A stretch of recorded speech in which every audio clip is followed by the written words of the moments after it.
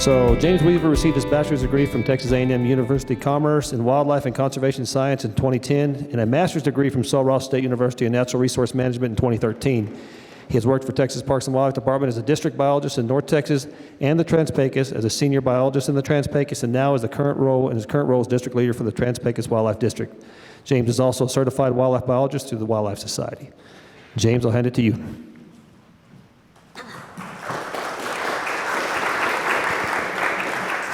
It's funny, Dr. Loomis was sending me emails about this program, about when to present and the schedule and all that stuff, and then all of a sudden I get one from him that says, thanks for agreeing to be a moderator. And I said, I don't remember agreeing to be a moderator. And I called Billy. I said, Billy, when did I agree to be a moderator? And he said, oh, I didn't tell you about that. I said, no. Do you have the bios for... All right, first up we got Ryan McClintock, graduated from Sul Ross State University in 2005 with Natural Resource Management Wildlife degree. Then he started with NRCS as a range management specialist in the Texas Panhandle for about 6 years. After that, he became an NRCS Zone 2 wildlife biologist where he works with the field offices and their producers in central and west 52 counties of the state to work with and achieve their conservation goals. Dr. Severio Avila is an assistant professor and extension range specialist serving Texas A&M AgriLife Extension Service and Borderlands Research Institute. In his role, he plans, conducts, and evaluates educational programs in rangeland management and research focused on rangeland restoration, landscape ecology, drone remote sensing, soil plant communities, and plant response to grazing. Last is Billy Tarrant. He is Associate Director of Stewardship Services at Borderlands Research Institute, where his main responsibility is managing the Center for Land Stewardship and Stakeholder Engagement, which provides technical resources for landowners, energy developers, community members, and conservation partners. Prior to getting this opportunity, Billy worked for Texas Parks and Wildlife Department's Wildlife Division for 23 years, almost all of it in the Trans-Pecos region. Jeff Bennett has managed water resource and stream and grassland restoration projects for 25 years in West Texas, Arizona, and New Mexico. He earned his BS in Earth Science from Sul Ross State University and an MS in Geochemistry from Northern Arizona University. He serves on Far West Texas Regional Water Planning Group and the Upper Rio Grande Flood Planning Group. I've been told I have an accent, so if y'all don't understand something I'm saying, you're probably not the only one. All right, guys, we'll start off. Range lands consist of rock, water, air, soil, landform, vegetation, animals, and people. These parts affect and are affected by each other in very complex ways. Human interventions and management actions may have unintended consequences, some that may be very detrimental. What resources does your agency or organization provide for landowners, technical or financial? So I'm with the Rio Grande Joint Venture. We're a migratory bird joint venture. Migratory bird joint ventures were born out of the need to address declining waterfowl populations in the late 80s and early 90s. And with the success of bringing back waterfowl populations in the Central Flyway, JVs were created across the continent, basically. We're a board-driven migratory bird joint venture, so we answer to state and federal agencies and non-governmental agency organizations from both Texas and Mexico. So our administrative agent is the American Bird Conservancy. That's who writes my paycheck, but we answer to Texas Parks and Wildlife, Audubon, Texas, and then similar organizations in Mexico. So our focus is on bird habitat, and to that end, we've picked some suites of birds, primarily wintering grassland birds and riparian birds. Wintering grassland birds spend their breeding season in the northern plains, in Alberta, Montana, Wyoming, and they spend winters here. They have very specific habitat requirements in that they want grasslands that are free of shrubs, free of brush. That's primarily because the loggerhead shrike, which preys on these birds, will perch on brushy species. So most of our probably 3/4 of our time and effort and funding goes to managing brush in brush invaded grasslands. That doesn't mean we're out to kill all brush species. We're just looking to sort of return some of the grasslands to the way they were prior to brush invasion. The other suite of birds we think about is riparian birds. So the yellow-billed cuckoo, gray eagle, things like that, that really do rely on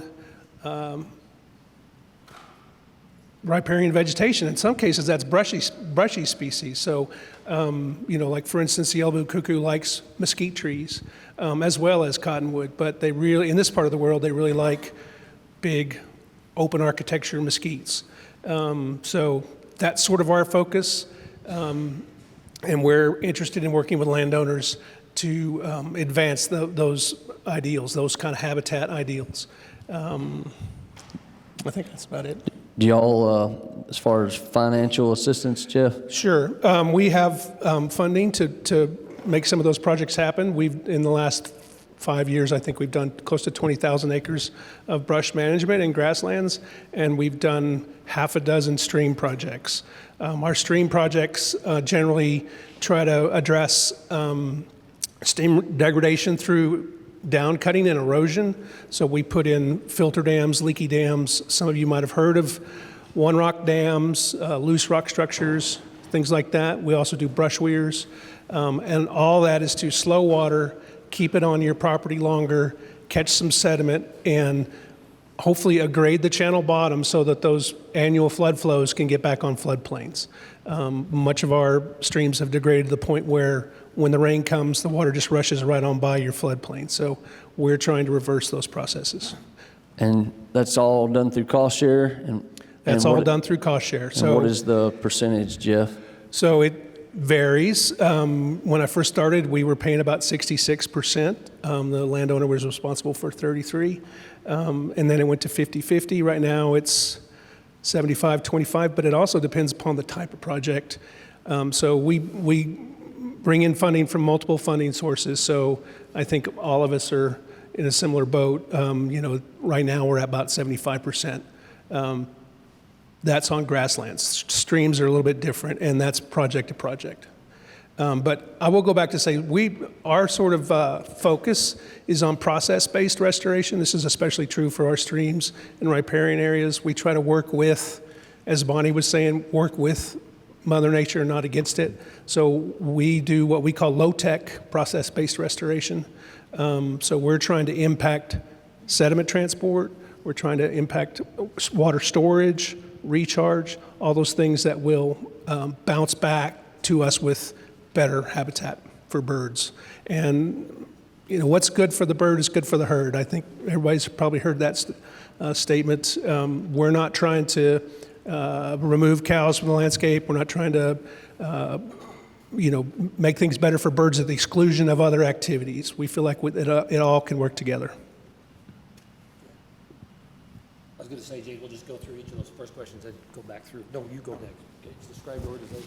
Okay, well, I'm Silverio Avila. I'm relatively new to the area. I was with AgriLife Extension Service, and I have a joint appointment with AgriLife and also Borderlands Research Institute, where AgriLife and College Station, specifically the Department of Rangeland, Wildlife, Fisheries Management, and Borderlands Research Institute decided to collaborate, and they saw a need to have a specialist over here in this region, which is District 6, west of the Pecos, and a little bit more of up in the Permian Basin.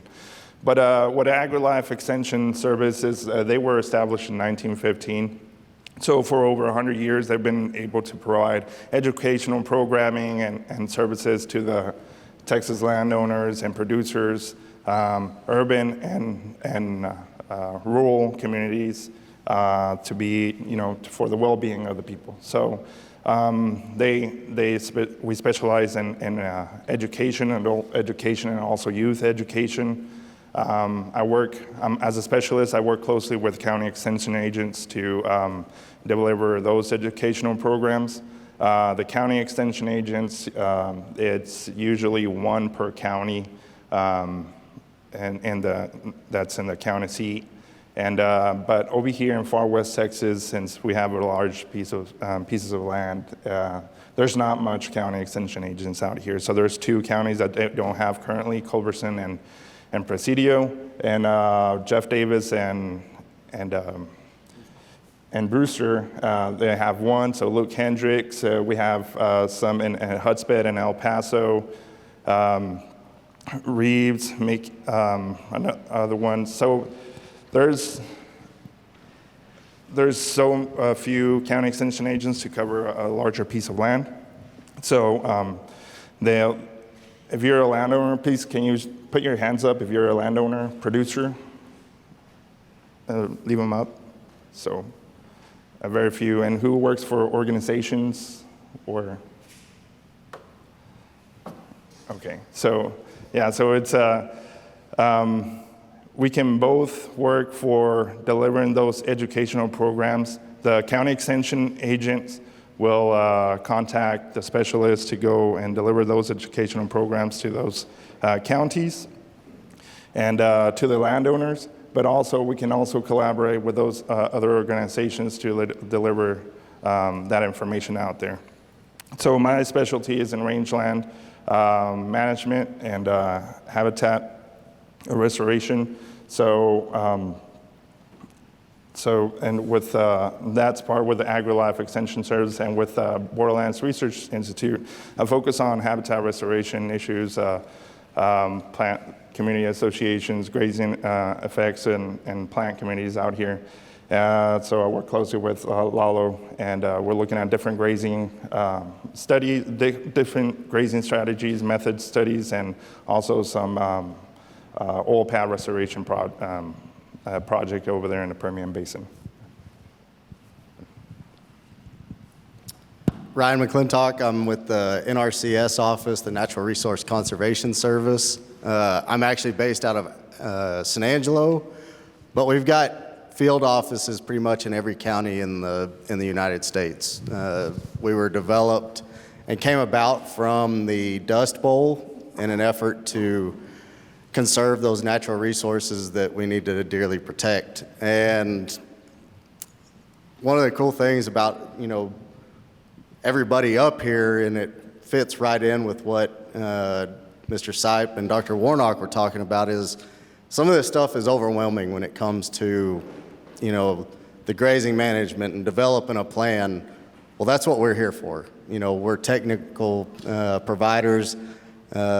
You each pay taxes and therefore pay my salary, and that's what we're here for. Any one of you could come into our office to help develop a conservation plan to meet your management goals and objectives. Okay, so you could come into the office, we'll sit down with you, we'll talk about water distribution, help develop maps, developing those production goal what production's happening out there right now, help you develop stocking rates.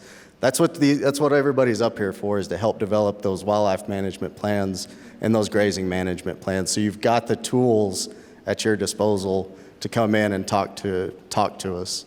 From the technical side, like I said, we can help develop those conservation plans, work with producers, tenants, lessees to help meet those management goals and objectives.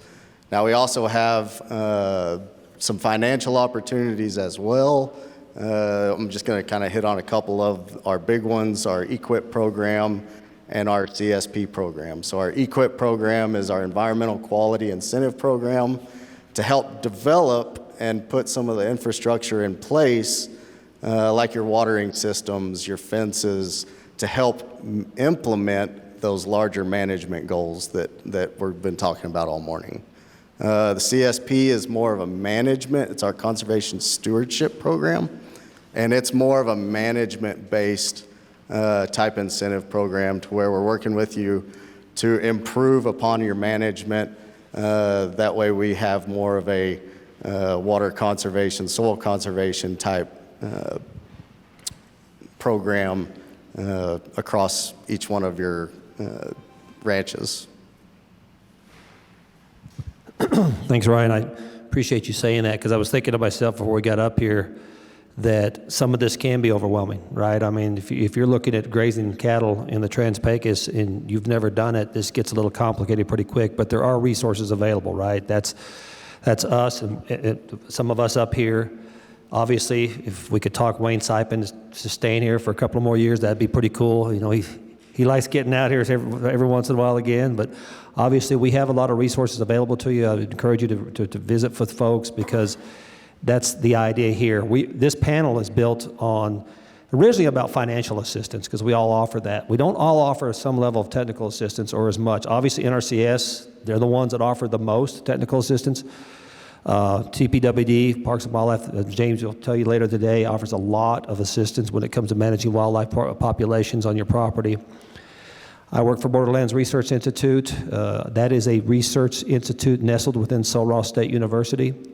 That was stood up primarily by our esteemed Dr. Lewis Harvison quite a while back, and it's really the idea behind it is that we can, by having an institute, functionally a nonprofit nestled within the university, you're able to leverage private and corporate dollars as well to incentivize and really have exceptional programs, research opportunities, and the institute has come a long ways. It's really done a lot of work. My job as the Associate Director of Stewardship Services, and I'm not going to get into all that. I was reminded this morning of something my late father said about me one time. He said, "You ask Billy what time it is, he's going to try to tell you how a clock works." But I'll be brief and just say that that's where we've landed right now. I'm with the Center for Land Stewardship and Stakeholder Engagement.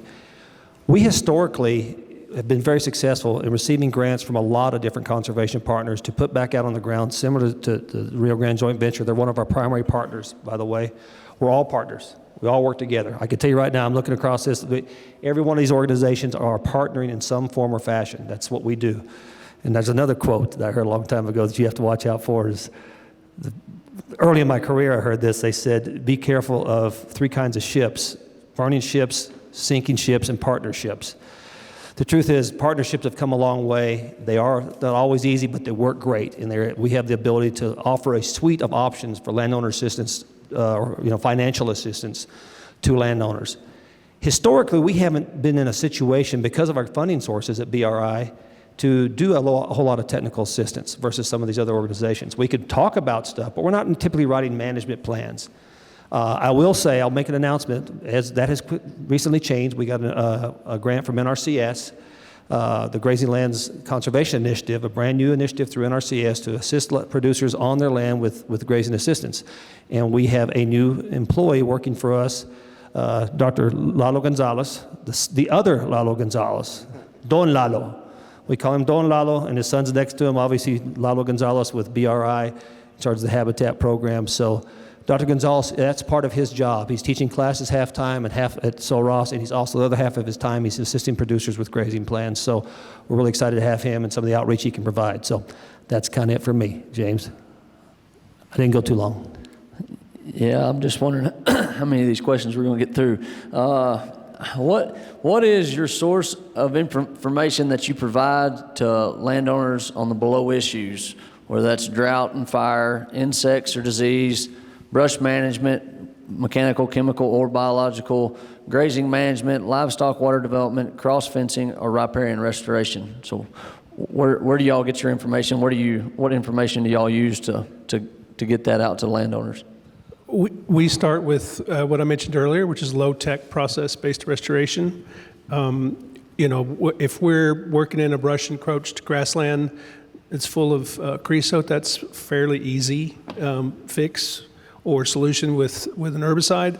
However, there's much more complicated problems generally associated with that, and often of it's erosion.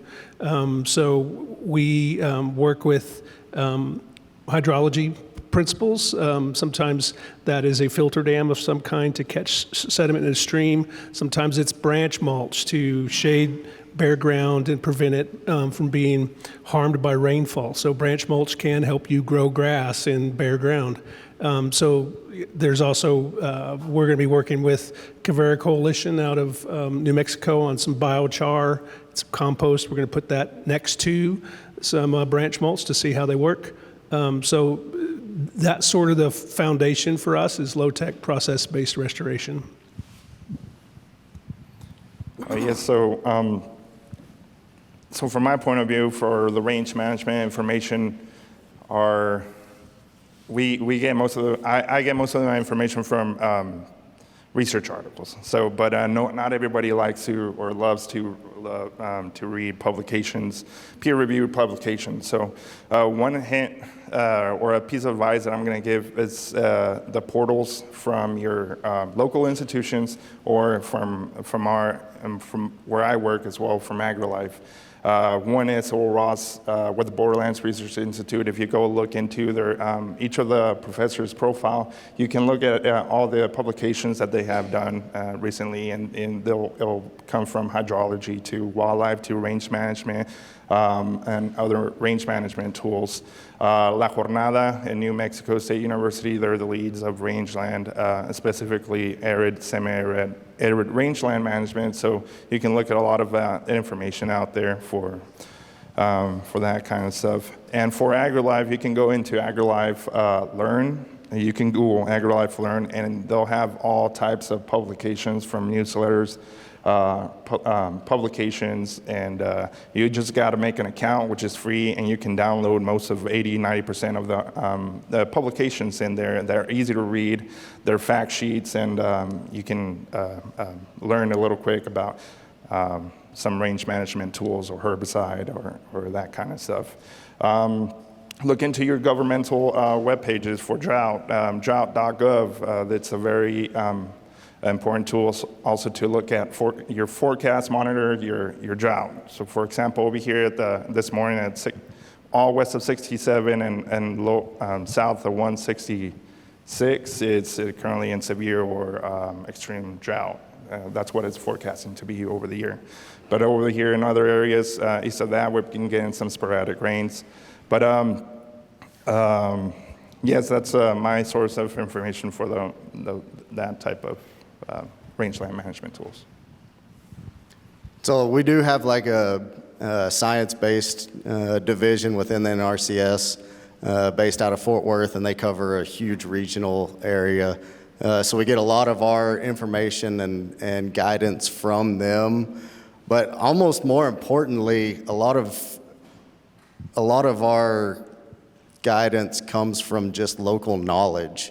So whenever we're, like I said, we've got a field office in every county, and the local knowledge of what works, what doesn't work within those smaller areas, I think a lot of times is more beneficial than any, some of the science-based stuff that, we're trying to broadcast a lot across a large landscape. So, the more time that you get to spend with the Wayne Sipes and Bonnie Warnocks and Billy Terrence and stuff across in some of these more local areas, that's where we get a lot of our knowledge for what works and what doesn't work. We got about 10 Well minutes, said. Billy. What's that? We got about 10 minutes. Great. So I would be remiss if I didn't mention the fact that BRI is really all about research primarily. That's been the focus. And the research is done in a way that really tries to answer questions. We keep talking about trying to build the cookbook on what works and what doesn't. And some of that information comes directly from the practitioners that are putting it on the ground, understanding that as well. And then putting it in a format that is understandable and digestible by those that manage the land.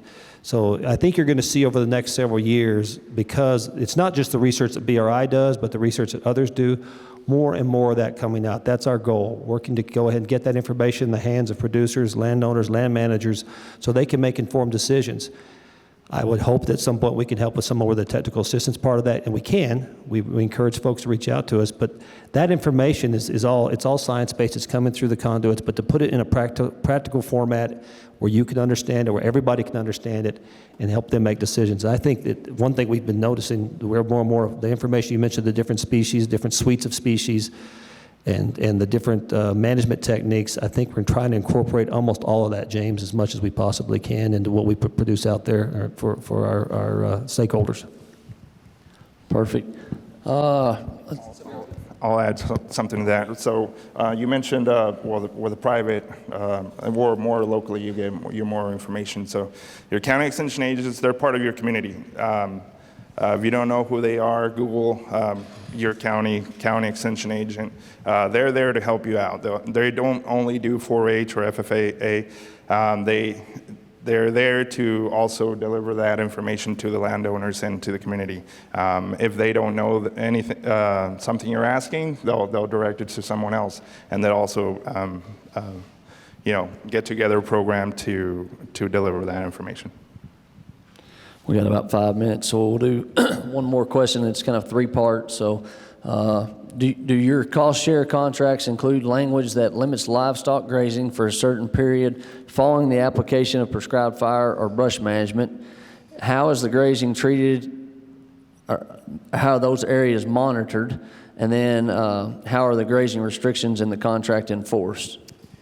On our brush management projects, we ask that the landowner not graze for 2 non-drought growing seasons. That means grazing during the winter is fine, but during the grazing season, when it's rainy, we ask you not graze. However, we don't monitor grazing and we don't enforce that.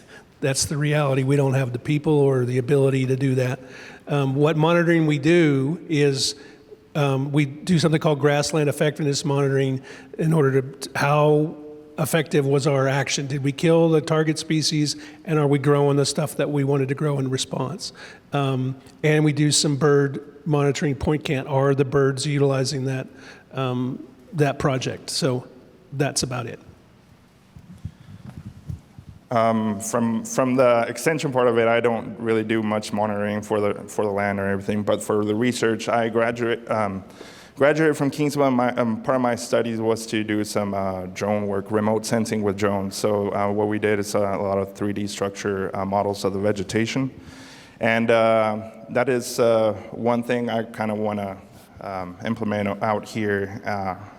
Do some monitoring at a larger scale with the drones to kind of identify at a finer scale and that cover of the land, like how much brush there is, how much bare ground you can get, where the creeks are at most, getting erosion, that kind of stuff. So that's part of what I want to focus on as well with part of my research, so monitoring and from that aspect.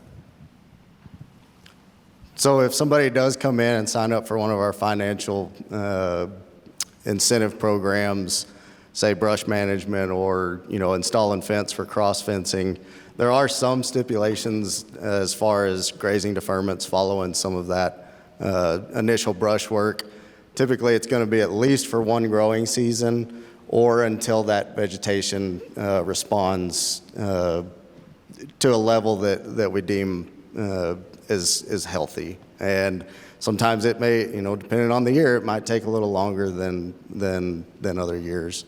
But the end goal is, with some of those grazing requirements, that those producers see the benefits of some of those deferment periods, and then we can go into the actual management to hopefully change the way and improve upon the management following that. We can put these practices in all day long. We can go take brush out and install fences, but if we don't close the gates and leave some of these areas with proper grazing use, stocking rates, that we're kind of going backwards. So hopefully over time, working with us as we work with you throughout the years, you see the benefits and you just keep getting better and better management following that. So we're very similar. We've got several different programs, different funders. They all have different asks of us. We have different deliverables to them, but we're aligned a lot with what Jeff said. We're typically not going to. We're asking landowners, for example, to defer for 2 growing seasons if at all possible. But I will say we have the flexibility at times. A lot of these different programs, these different funding programs that come through PRI and Rio Grande Joint Venture, the ask is that we we may be targeting certain areas, right? So if we're targeting a certain area, it gives us the flexibility then to work with good producers. We know who they are. We work with our James's staff is a great resource. They work with a ton of producers across the Trans-Pecos. So we're able to work with typically good producers anyway, and that helps. I will say, I want to mention real quick, I'm not going to mention all of our funding programs, but I need to mention the Alameda Creek Conservation Initiative. Alameda Creek obviously is a big focus of this effort today, and that is one of our projects that we're working. It's funded through the Dixon Water Foundation, through the Horizon Foundation, and also some by Robert Potts himself, to stand up to the capacity for Rio Grande Joint Venture and BRI to implement some of these efforts that we're talking about and restore hydrology along that reach of the river. And that's only the start. We've got some other opportunities on some other tributaries out here, but we're going to continue to work down that road. We're hoping to come back to you in a few years and maybe show you some of the results. You'll see some of those tomorrow if you're on the field trip, but that riparian restoration and upland restoration in association with those riparian areas is very important. It's a big focus of ours, and we're pretty excited about it. So I'll leave it at that. I think it's probably, we better get out of the way for lunch, hadn't we? Yeah, we're out of time. Y'all give our panelists a round of applause.